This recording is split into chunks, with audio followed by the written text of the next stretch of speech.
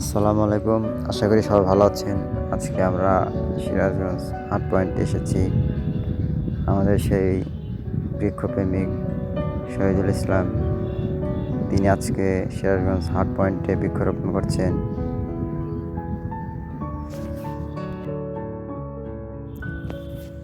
তিনি কিন্তু এই সিরাজগঞ্জ হাট পয়েন্টে অনেক বৃক্ষরোপণ করেছেন, তালদি বীজ রোপণ করেছেন। তিনি বিভিন্ন জায়গায় কিন্তু বৃক্ষরোপণ করে থাকেন। তিনি নিজ অর্থেই এই কাজগুলো করে থাকেন।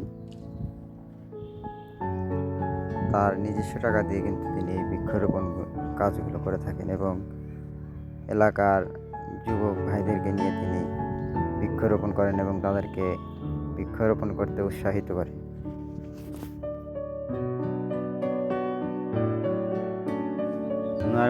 ওনার মতো এই কাজগুলো যারা করে থাকেন, বিভিন্ন জায়গায় বৃক্ষরোপণ করে থাকেন, আমরা তাদেরকে ধন্যবাদ জানাই।